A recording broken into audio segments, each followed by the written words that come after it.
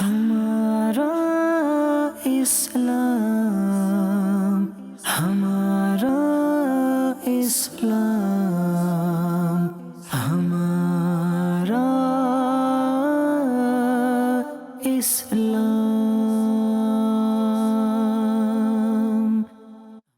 الحمدللہ رب العالمین والصلاة والسلام علی سید المرسلین، اما بعد فاعوذ باللہ من الشیطان الرجیم، بسم اللہ الرحمن الرحیم۔ الصلاة والسلام علیک یا رسول اللہ وعلی آلک واصحابک یا حبیب اللہ۔ الصلاة والسلام علیک یا نبی اللہ وعلی آلک واصحابک یا نور اللہ۔ مدنی چینل کے ناظرین، پروگرام ہمارا اسلام میں آپ کو خوش آمدید کہتے ہیں۔ اللہ رب العالمین ہم سب کو اسلام کی خوبصورت تعلیمات پر عمل کرنے کی توفیق عطا فرمائے۔ ہمارے پیارے نبی صلی اللہ علیہ وآلہ وسلم کا فرمان معظم عالی شان ہے کہ جو شخص ایک دن میں میری ذات پر 1000 مرتبہ درود بھیجے وہ اس وقت تک مرے گا نہیں جب تک جنت میں اپنا ٹھکانہ نہ دیکھ لے۔ اللہ رب العالمین ہم سب کو کثرت کے ساتھ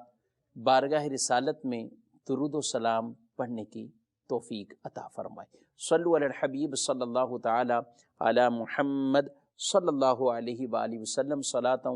و سلاما علیک یا سیدی یا رسول اللہ وعلی آلک و اصحابک یا حبیب اللہ۔ مدنی چینل کے ناظرین، اسلام کی خوبصورت تعلیمات حقیقتاً وہی تعلیمات ہے کہ جس پر آدمی عمل پیرا ہو کر اپنے رب کو راضی کرنے میں کامیاب ہو جائے گا۔ جی، جس نے اسلام کی تعلیمات کو فالو کیا اور اس پر عمل کرتا رہا، اور اسلام نے ہمیں وہ طریقے بھی بتائے، اسلام نے ہمیں وہ راستے بھی بتائے، وہ انداز بھی بتائے، وہ زندگی گزارنے کے اطوار اور طریقہ کار بھی ارشاد فرمائے ہیں کہ آدمی روز مرہ کی زندگی بھی گزاریں، اپنی کمائی اور ذریعہ آمدنی وہ بھی اختیار کریں، ساتھ ساتھ اپنے رب عز و جل کو راضی کرنے والے کام کرتا رہے۔ اور یہ روز مرہ کی کمائی کرنا، روز مرہ کے لیے زندگی گزارنے کے لیے آمدنی کا کوئی ذریعہ تلاش کرنا، اس کے لیے کوششیں کرنا، یہ بھی اسلام کا ہی ایک طریقہ ہے۔ اور آدمی اگر اسی میں ہی آگے سے آگے بڑھتا ہے اور اسلام کی تعلیمات کے مطابق وہ راستے بھی اختیار کیا ہوا ہے، اور اس لیے وہ اس راستے کی طرف کوششیں کرتا ہے کہ میں اپنی محنت سے اپنے ہاتھوں سے کماؤں، محنت کروں، اپنی جاب کروں یا کاروبار کروں، کسی طرح بھی الغرض میں حلال ذریعہ اختیار کرتے ہوئے آمدنی اپنی وہ حاصل کروں یا آمدنی بڑھاتا رہوں اور اس مال کے تقاضے پورا کرتا رہے۔ تو شریعت کو یہ اس کا راستہ اختیار کرنا بھی کوئی ناپسند نہیں ہے بلکہ پسندیدہ ہے۔ نبی کریم صلی اللہ علیہ وآلہ وسلم کے سامنے ایک آدمی کا ذکر ہوا، یعنی اس کو دیکھا وہ چل پھر رہا ہے اور بڑی تیزی میں ہے، کبھی ادھر کبھی ادھر۔ تو کسی نے کہا کہ یہ شخص جو اتنی تیزی کے اندر یہ ادھر ادھر جا رہا ہے، اس کی یہ تیزی، یہ پھرتیاں، جسے ہم عام طور پہ کہتے ہیں کہ تیزی میں ادھر ادھر جانا، جلدی میں کام کرنا، تو کہا کہ یہ اگر دین کے لیے ہوتی، یہ فی سبیل اللہ ہوتی تو کیا ہی اچھا تھا، لیکن اس آدمی کی یہ تیزی یہ محض اپنی دنیا کے لیے، یہ تو کمائی کرنے کے لیے یہ تیزی کر رہا ہے۔ تو نبی کریم صلی اللہ علیہ وآلہ وسلم نے وہاں بھی لوگوں کی تعلیم ارشاد فرمائی اور تربیت بھی فرمائی کہ یہ اس کا ادھر ادھر جانا اور کمائی کرنا، ذریعہ آمدنی اختیار کرنا اور یہ کوششیں کرنا، یہ کوئی محض یہ دنیا کا فعل نہیں ہے، بلکہ اس کے بارے میں ارشاد فرما دیا جس کا مفہوم ہے کہ اگر یہ اس لیے کماتا ہے کہ اس سے اپنا جس کا خرچ اس کے ذمہ لازم ہے ان کا خرچہ اٹھائے گا، اس لیے یہ کوششیں کر رہا ہے، تو یہ تو فی سبیل اللہ ہی ہے، پھر اس کی یہ محنت کرنا گویا کہ یہ اللہ کے راستے میں۔ ہاں مال تب برا ہے کہ جب آدمی اس کے لیے کوشش کرتا ہے اس لیے کہ وہ لوگوں پر فخر کرے گا، وہ دوسروں پر تکبر کرے گا، یا اس کے حقوق اللہ جو اس کے اندر متعلق مال میں ہو جاتے ہیں اس مال کو اس اللہ کی فرما برداری والے کاموں میں خرچ کرنا، تو پھر وہ مال اچھا ہی مال رہے گا، لیکن اگر نافرمانی والے کام میں خرچ کرنا ہے تو پھر وہ مال اس کے لیے برا مال بن جائے گا۔ تو محض مال برا نہیں ہے، جب آدمی اس کو خرچ اچھی جگہ کرے، اچھا استعمال رکھے تو ٹھیک ہے، لیکن اگر اس نے کمایا اگرچہ حلال ہے لیکن خرچ کا ذریعہ اس نے حرام رکھا، جگہ اس نے حرام رکھی، تو یہ مال اس کے لیے وبال بنے گا۔ تو اللہ کے رسول صلی اللہ علیہ وسلم نے اس آدمی کے بارے میں بھی یہ ارشاد فرما دیا کہ یہ آدمی فی سبیل اللہ، اللہ کے راستے میں شمار کیا جائے گا جب اس نے ان ارادوں کے ساتھ بھی اگر یہ اپنی دنیا کمانے کے اندر بھی کوششیں کرتا ہے تو یہ بھی فی سبیل اللہ ہے۔ جبکہ آدمی کہے کہ میں اپنا خرچہ اٹھاؤں، میں کسی کے آگے ہاتھ نہیں بڑھا رہا، میں سوال نہیں کر رہا، اپنی محنت سکھاتا ہوں، اپنے بچوں کو، اپنے گھر والوں کو جس چیز کا خرچ اس کے ذمہ لازم ہے وہ ان کے خوش دلی کے ساتھ پورا کرتا ہے، تو یہ فی سبیل اللہ ہی شمار ہوگا، تو وہ اللہ کے راستے میں ہی ہے۔ اور یہ بھی تو کہا ہے القاسم حبیب اللہ، اپنے ہاتھوں سے کسب کرنے والا، کمائی کرنے والا، اپنے ہاتھوں کی کمائی کا بہترین لقمہ اسے قرار دیا گیا جو آدمی خود اپنی محنت سے کماتا اور کھاتا ہے۔ یہ اللہ کے دوست بن جاتے ہیں، اللہ کے پیارے بن جاتے ہیں، کہ جو آدمی رزق کی تلاش میں بھی اس لیے کہ رب مجھ سے راضی ہو اور میں حلال کماؤں، خود بھی کھاؤں، دوسروں کو بھی کھلاؤں، تو یہ اچھے مقاصد ہیں اور اچھی نیتیں ہیں۔ تو کچھ ایسے اعمال ہیں کہ آدمی روز مرہ کی زندگی گزارتے ہوئے بھی، تو جن لوگوں سے اللہ راضی ہو جاتا ہے، اللہ جنہیں پسند فرماتا ہے، ان کے لیے پھر انعامات ہی انعامات ہیں۔ اور اللہ کی رضا کیسے ملے گی، رب کی خوشنودی والے کام، آدمی کون سے ایسے عمل ہیں، کون سے ایسے کام ہیں جن کو کرے اور اللہ ان لوگوں سے محبت فرمائے، اللہ انہیں پسند فرمائے۔ قرآن مجید کا مطالعہ کریں تو کئی آیات مبارکہ ایسی ہیں جن میں اللہ رب العالمین نے ارشاد فرمایا ہے کہ اللہ ایسے لوگوں سے محبت فرماتا ہے۔ کہیں ارشاد فرما دیا اور ان کے طریقے بھی بیان فرما دیے، قل ان کنتم تحبون اللہ فاتبعونی یحببکم اللہ ویغفر لکم ذنوبکم واللہ غفور الرحیم۔ ارشاد فرمایا اے حبیب فرما دو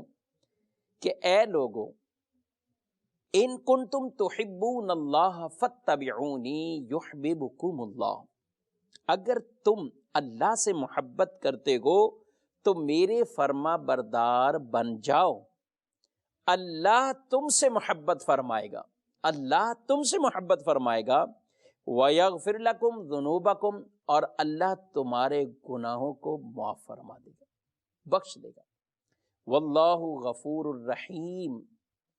اور اللہ بخشنے والا مہربان ہے، اللہ بخشنے والا مہربان ہے۔ یہ ایک انداز، ایک طریقہ اور بہت اہم طریقہ ہے کہ اللہ کی رضا کیسے حاصل ہو۔ پیارے مصطفیٰ کریم علیہ الصلوۃ والسلام کو راضی کر لیں، ان کی اتباع فرما برداری کما حق ہو ویسے کر لیں، رب راضی ہو جائے گا۔ اور انعام کیا ہے؟ وَيَغْفِرْ لَكُمْ ذُنُوبَكُمْ، جب رب راضی ہوتا ہے تو اللہ سارے گناہ بخش دیتا ہے،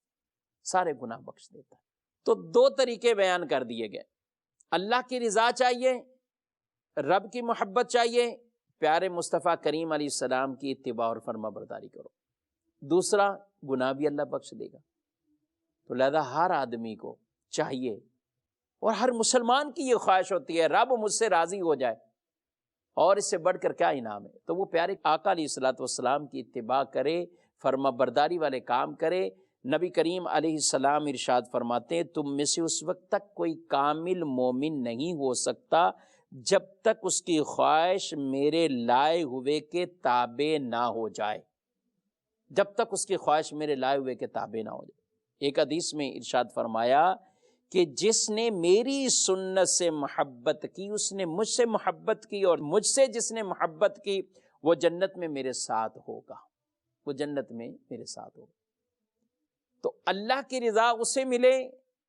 جس نے حضور علیہ السلام کی اتباع کی، اور جو حضور علیہ السلام کی فرما برداری بجا لائے گا اسے یہ انعامات رب بھی راضی ہے، پیارے نبی علیہ السلام بھی راضی ہیں، اور جنت میں اسے اپنی رفاقت بھی عطا فرما رہے۔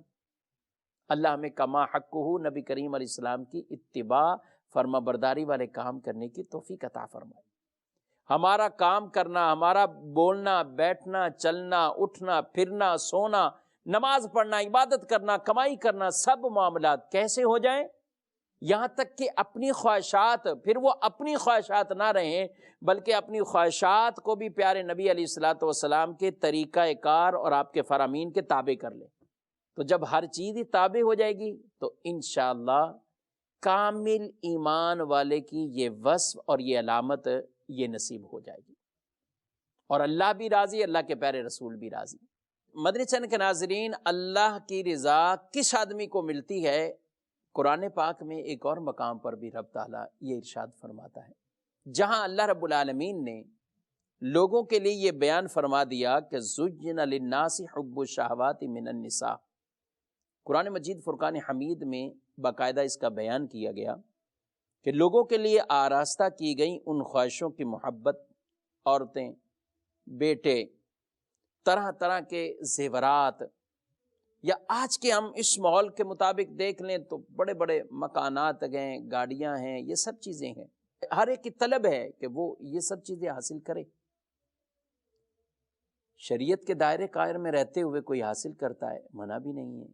لیکن وہ جو شریعت کے دائرے کار میں رہتے ہوئے حاصل کرے گا تو پھر وہ اللہ اور اس کے رسول کے بتائے ہوئے طریقے اور تقوی اور پرہیزگاری کے ساتھ ان چیزوں کی طرف بڑھے گا۔ اور تقوی، پرہیزگاری، اللہ رب العالمین اس کے بارے میں ارشاد فرماتا ہے، یہ ساری چیزوں کو بیان کر کے اے محبوب ان کو فرما دو آپ کہ کیا میں تمہیں ان سے بہتر نہ بتاؤں کہ اگر کفار کی عیش و عشرت، کفار کی دنیاوی ترقیوں کو دیکھ کر، کفار کی بڑی بڑی ایجادات یا بڑی چیزوں کو دیکھ کر اگر دل میں معاذ اللہ ثم معاذ اللہ اس طرف کوئی میلان پیدا ہوتا ہے، قرآن کی اس آیت کو پڑھی، اللہ فرماتا ہے اے محبوب قل اعنبئکم بخیر من ذالکم، ان کو کہہ دیجئے کہ میں ان سے بہتر نہ بتاؤں؟ پھر آگے خود ہی ارشاد فرما دیا للذین اتقوا عند ربهم جنات تجری من تحتها الانہار خالدین فیہا وازواج مطہرۃ ورضوان من اللہ واللہ بصیر بالعباد۔ ارشاد فرمایا تم فرماؤ کیا میں تمہیں اس سے بہتر چیز بتا دوں پرہیزگاروں کے لیے؟ ان کے رب کے پاس جنتیں ہیں جن کے نیچے نہریں رواں، ہمیشہ ان میں رہیں گے، وَأَزْوَاجٌ مُطَہَّرَةٌ وَرِضْوَانٌ مِّنَ اللَّهِ وَاللَّهُ بَصِيرٌ بِالْعِبَادِ، اور ستھری بیبیاں اور اللہ کی خوشنودی، اور اللہ بندوں کو دیکھتا ہے، اللہ بندوں کو دیکھتا ہے۔ کون سے بندوں کی بات ہو رہی ہے؟ کن کی یہ صفات کو بیان فرمایا رب نے؟ فرمایا الذین یقولون ربنا اننا آمنا فاغفر لنا ذنوبنا وقنا عذاب النار، اور وہ کہ جو کہتے ہیں اے رب ہمارے ہم ایمان لائے تو ہمارے گناہ معاف فرما اور ہمیں دوزخ کے عذاب سے بچا، ہمیں دوزخ کے عذاب سے بچا۔ الصابرین والصادقین والقانتین والمنفقین والمستغفرین بالاسحار، ارشاد فرمایا صبر والے اور سچے اور ادب والے اور راہ خدا میں خرچنے والے اور پچھلے پہر اللہ کی بارگاہ میں معافی مانگنے والے، استغفار کرنے والے، سحر کو اٹھ کر رب کے حضور گڑ گڑانے والے، اللہ کے حضور سحر کے وقت معافیاں مانگنے والے، رب تعالیٰ ایسے بندوں سے راضی ہوتا ہے، انہیں اللہ کی رضا مل جاتی ہے، جو راتوں کو اٹھ کر اللہ کی عبادت کرتے ہیں، صبر بھی کرتے ہیں،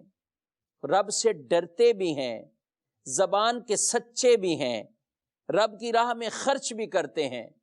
اور سحر کو اٹھ اٹھ کر استغفار بھی کرتے ہیں۔ یعنی متقی لوگ، تقوی کی صفت والے لوگ جو راتوں کو اٹھ اٹھ کر رب کی عبادت کرتے ہیں، نماز پڑھتے ہیں، توبہ استغفار کرتے ہیں، رب کے حضور گریاں زاری اور مناجات کرتے ہیں۔ یاد رکھیں کہ رات کی عبادت والذین یبیتون لربہم سجدا وقیاما، کہ جو راتیں ہی ایسے گزارتے ہیں۔ کیسے گزارتے ہیں؟ قیام کی حالت میں یا سجدے کی حالت میں۔ رات کے پہر اور بالخصوص سردیوں کے لیے جو فرمایا گیا کہ سردی کا موسم یہ ربیع المومن ہے، مومن کے لیے بہار ہے، کیونکہ راتیں بڑی ہیں، آدمی آرام کرنے کے بعد بھی کچھ دیر کے لیے اٹھ سکتا ہے، اور ایک اچھا خاصا آرام ملنے کے باوجود بھی فجر سے کچھ دیر پہلے اٹھیں، رات تہجد کی نماز، کہ جب تک فجر کا وقت شروع نہیں ہوتا اس سے پہلے پہلے، جسے ہم سحر کا وقت کہتے ہیں، تو یہ تہجد کی نماز بھی اس وقت پڑھی جا سکتی ہے۔ رات کو عشاء کی نماز پڑھیے، آرام کر لیں، پھر اٹھ جائیں، جو بھی نماز پڑھیں گے تہجد کی نماز کی فضیلت ملے گی۔ نبی کریم صلی اللہ علیہ وآلہ وسلم کے ایک زوجہ حضرت بی بی حفصہ رضی اللہ تعالی عنہا، انہوں نے نبی کریم علیہ السلام کی بارگاہ میں اپنے بھائی عبداللہ بن عمر رضی اللہ عنہ کے بارے میں پوچھا کہ یا رسول اللہ صلی اللہ علیہ وسلم، میرے بھائی کیسے ہیں؟ اور یہ چونکہ بہن تھی حضرت عبداللہ بن عمر رضی اللہ عنہما کی، تو عبداللہ نے خود ہی ان کے ذمے یہ کام لگایا کہ بارگاہ رسالت میں میرے بارے میں پوچھو کہ میں کیسا ہوں۔ تو نبی کریم صلی اللہ علیہ وآلہ وسلم نے ان سے جو فرمایا ہے اچھا آدمی، اچھا آدمی، لیکن فرمایا کہ رات کو وہ قیام نہیں کرتا، رات کو قیام نہیں کرتا۔ اللہ اکبر، بہت بڑا مقام مرتبہ ہے عبداللہ بن عمر کا۔ پھر جب ان تک یہ معاملہ پہنچا تو پھر انہوں نے اس عمل کو بھی اپنانا شروع کیا کہ نبی کریم صلی اللہ علیہ وآلہ وسلم نے جس کی طرف توجہ دلائی اور یہ فرما دیا۔ اتنے بڑے مقام مرتبے والے ہیں، اور حضور علیہ السلام کے صحابی ہیں، کتنے غزوات جہاد میں شرکت کرنے والے ہیں، آج حدیث کی کتابوں میں ان کا نام ہے، ان کی روایات اور ان کے تذکرے بڑے اچھے انداز سے ہوتے ہیں۔ وہ بھی اس جستجو میں رہے کہ بارگاہ رسالت میں میرے بارے میں کچھ پوچھا جائے اور حضور علیہ السلام جس چیز کو فرمائے میں اسے فالو کروں، اسی پر عمل کروں۔ عبداللہ بن عمر رضی اللہ عنہما، ان کی وہ ایک عادت تھی کہ ہر چیز کے اندر یہ اسی کوششوں میں رہتے کہ اتباع رسول والا یہ معاملہ ہو۔ لوگ ان کے ساتھ حج میں جانا پسند کرتے تھے، کیونکہ یہ ان جگہوں پر لے جا کر جہاں رسول اللہ صلی اللہ علیہ وسلم نے نماز پڑھی وہاں یہ پڑھتے تھے، رسول اللہ صلی اللہ علیہ وآلہ وسلم جہاں قیام کرتے رکتے وہاں یہ کرتے، تو ان کے ساتھ جانا پسند کرتے تھے۔ تو وہ عبداللہ بن عمر رضی اللہ عنہما اب اپنی زندگی میں اس چیز کو نافذ کر رہے ہیں۔ ہم بھی کوشش کریں گے تو انشاءاللہ اللہ کی رضا نصیب ہوگی۔ اللہ فرماتا ہے واللہ یحب المطہرین، اللہ پسند کرتا ہے ایسے لوگوں کو جو خوب پاک ہونے والوں سے اللہ محبت کرتا ہے، اللہ انہیں پسند فرماتا ہے۔ طہارت کے بارے میں، یعنی ایک تو ہے پاکی طہارت جو ہم نماز کے لیے کرتے ہیں، اور ایک خوب پاک جس میں صفائی ستھرائی گھر کی ہو، کسی چیز کی بھی ہو، یہ ویسے ہی صفائی ستھرائی یہ اللہ کو بڑی پسند ہے، محبوب ہے۔ نبی کریم صلی اللہ علیہ وآلہ وسلم کسی آدمی کو دیکھتے کہ اگر ظاہری کیفیت حالت اچھی نہ ہوتی تو آپ صلی اللہ علیہ وسلم ان سے ناراضگی کا اظہار بھی کرتے، بلکہ انہیں کہتے کہ تم میں سے کیا کوئی آدمی اس چیز کو نہیں پاتا کہ اپنے بالوں کو سنوار لے، اپنی ان چیزوں کو سنوار لے۔ تو ظاہری وضاقتہ یہ بھی صاف ستھری ہو،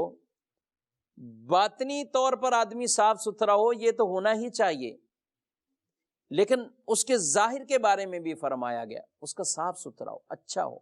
نبی کریم صلی اللہ علیہ وآلہ وسلم نے ارشاد فرمایا کہ بے شک اسلام صاف ستھرا دین ہے، تو تم بھی نظافت حاصل کرو، نظافت حاصل کرو۔ فرمایا جنت میں صاف ستھرا رہنے والا ہی داخل ہوگا جنت میں۔ اور ایک اور روایت میں نبی کریم صلی اللہ علیہ وآلہ وسلم ارشاد فرماتے ہیں کہ جو لباس تم پہنتے ہو اسے ستھرا رکھو اور اپنی سواریوں کی دیکھ بھال کیا کرو کہ تمہاری ظاہری حیت ایسی صاف ستھری ہو کہ جب لوگوں میں جاؤ تو وہ تمہاری عزت کریں۔ یہ نبی کریم علیہ الصلاۃ والسلام نے اور ہمارے دین نے ایک یہ انداز بھی ہمیں ارشاد فرمایا۔ آج کسی کے یہاں مہمان بن کے جانا ہو تو آدمی بڑا خیال رکھتا ہے، چھوٹے چھوٹے بچوں کو بھی صاف ستھرا ایسا بنائے گا کہ بس سامنے والا دیکھے اور وہ اسے بھا جائے، اپنی حیت کیفیت اچھی کرے گا۔ لیکن یہی شخص جب عبادت کے لیے جا رہا ہوتا ہے، یہی شخص جب مسجد کی طرف جا رہا ہوتا ہے تو اپنے لباس کو نہیں دیکھتا، اپنے انداز طریقہ کار کو نہیں دیکھتا۔ تو جب اللہ کے حضور حاضر ہوں تو یہ بارگاہ زیادہ حق رکھتی ہے کہ ہم اس بارگاہ کے لیے بھی ہمارے لباس بھی اچھے ہوں، ہمارے کپڑے بھی اچھے ہوں، ہمارا انداز بھی اچھا ہو۔ اور اللہ ایسے لوگوں کو پسند فرماتا ہے، واللہ یحب المطہرین، جو خوب صاف ستھرے ہوں، ایسے کو اللہ پسند فرماتا ہے۔ امام غزالی رحمۃ اللہ کی تعالی علیہ آپ لکھتے ہیں کہ جہاں آدمی وضو کرتا ہے، وضو کیا، فرمایا وضو کرتے ہیں تو جسم کے اعضاء سے وہ پانی بہہ گیا، قطرے ہو گئے، تو پانی تو بہہ گیا، اعضاء صاف ستھرے ہو گئے، تو فرمایا اب اس کے بعد دل بھی اللہ کی طرف متوجہ کر لیں، حاضر کر لیں، اے مالک وضو کا مجھے حکم ملا، میں قادر تھا اپنے ہاتھوں کو دھونے پر، میں نے دھو لیا، میں نے اپنے چہرے کو دھو لیا، میں نے بظاہر اپنے آپ کو صاف ستھرا کر لیا، اے اللہ تو قادر ہے میرے دل کو صاف ستھرا کرنے پر، یا اللہ ایسی نظر رحمت فرما دے کہ تو میرے دل کو صاف ستھرا فرما دے۔ تو جب اللہ کی بارگاہ میں یہ دعا کریں گے اور سچے دل سے کریں گے، سچے دل سے استغفار اور توبہ کریں گے تو یہ دل بھی روشن ہو جائے گا، تو ظاہر بھی ستھرا اور دل بھی ستھرا، تو ایسے بندے اللہ کے پیارے بن جاتے ہیں۔ اللہ ہمیں اپنی خوشنودی اور رضا والے کام کرنے کی توفیق عطا فرمائے۔ مدنی چینل کے ناظرین، اللہ رب العالمین ہمیں یہ اعمال اور یہ صفات اختیار کرنے کی توفیق عطا فرمائے کہ ہم بھی اللہ کے پیارے بن جائیں، اللہ کے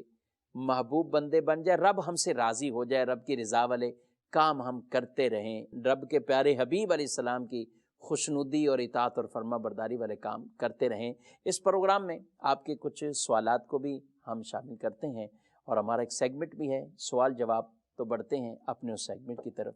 دیکھتے ہیں مدنی چینل کے ناظرین کیا پوچھنا چاہتے ہیں۔ کیا رات کے وقت تہجد یا دیگر نوافل ادا کیے جائیں تو کیا اس میں بلند آواز سے قرأت کی جا سکتی ہے؟ رات کے وقت پڑھے جانے والے نوافل جو آدمی تنہا پڑھتا ہے، اکیلے میں پڑھ رہا ہے، کسی کا امام نہیں ہے، تو اسے یہ اختیار ہے کہ وہ چاہے آہستہ آواز سے قرأت کرتا ہوا یہ نوافل پڑھے یا بلند آواز سے قرأت کرے، اسے یہ اختیار حاصل ہے۔ تو لہذا رات کے جو نوافل ہوتے ہیں، جیسے آپ نے پوچھا رات کو صلاۃ اللیل پڑھ رہے ہیں، صلاۃ التوبہ پڑھ رہا ہے، کوئی آدمی تہجد کی نماز پڑھ رہا ہے، تو اس میں اسے اختیار ہے اکیلے پڑھنے والے کو کہ وہ بلند آواز سے بھی تلاوت اس میں کر سکتا ہے، جبکہ دیگر سونے والوں کی نیند میں کوئی خلل نہ ہو، کسی اور کے لیے کوئی اذیت والا پہلو نہ ہو، تکلیف دہ پہلو نہ ہو، تو وہ بلند آواز سے قرأت کر سکتا ہے۔ اور دن کے جو نوافل ہوتے ہیں اس میں آہستہ قرأت کرنا یہ واجب ہے، اس میں اختیار اسے نہیں ہے، البتہ رات کے نوافل کے اندر یہ اختیار ہے کہ چاہے بلند آواز سے پڑھے یا آہستہ آواز سے پڑھے، بہرحال یہ پڑھنا جائز ہے۔ رات کو یاد رکھیں جو بھی ہم نوافل پڑھتے ہیں، عشاء کی نماز کے بعد جو نوافل پڑھے جائیں تو وہ صلاۃ اللیل ہے، صلاۃ اللیل کی بھی بڑی فضیلت ہے۔ البتہ عشاء کی نماز پڑھنے کے بعد جب آپ سو جاتے ہیں پھر آپ اٹھتے ہیں، چاہے تھوڑی دیر آپ سوئیں، تو اس کے بعد جو نفل پڑھیں گے تو وہ تہجد کے نوافل کہلاتے ہیں۔ اللہ مجھے آپ کو اس پر عمل کرنے کی توفیق عطا فرمائے۔ مدنی چینل دیکھتے رہیے، مدنی چینل کا ساتھ بھی دیتے رہیں، اللہ نیکی کی توفیق دے، آمین بجاہ النبی الامین صلی اللہ علیہ وآلہ وسلم۔ ہمارا اسلام، ہمارا اسلام، ہمارا اسلام۔